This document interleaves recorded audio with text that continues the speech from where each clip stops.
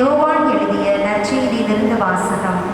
அதிகாரம் 11, இறை வசனங்கள் 17 முதல் 27 முடிய.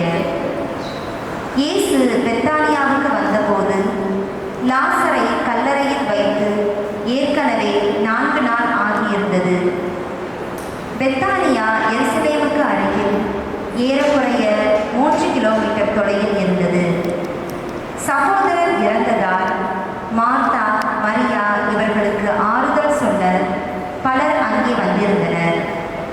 இயேசு வந்து கொண்டிருக்கிறார் என்று கேள்விப்பட்டதும் மார்த்தா அவரை எதிர்கொண்டு சென்றார். மரியா வீட்டில் இருந்து விட்டார். மார்த்தா இயேசுவை நோக்கி, ஆண்டவரே, நீர் இங்கே இருந்திருந்தால் என் சகோதரன் இறந்திருக்க மாட்டான். இப்போது கூட நீர் கடவுளிடம் கேட்பதையெல்லாம் அவர் உமக்கு கொடுப்பார் என்பது எனக்கு தெரியும் என்றார். இயேசு அவரிடம், உன் சகோதரன் உயிர்த்தெழுவான் என்றார். மார்த்தா அவரிடம், இறுதி நாள் உயிர்த்தெழுதலின் போது அவனும் உயிர்த்தெழுவான் என்பது எனக்கு தெரியும் என்றார். இயேசு அவரிடம், உயிர்த்தெழுதலும் வாழ்வும் நானே. என்னிடம் நம்பிக்கை கொள்பவர் இறப்பினும் வாழ்வார்.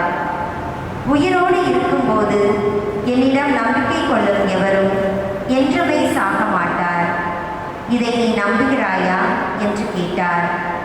மார்த்தா அவரிடம், ஆம் ஆண்டவரே, நீரே மெசியா, நீரே இறைமகன், நீரே உலகிற்கு வரவிருந்தவர் என நம்புகிறேன் என்றார். இது கிறிஸ்துவின் நற்செய்தி.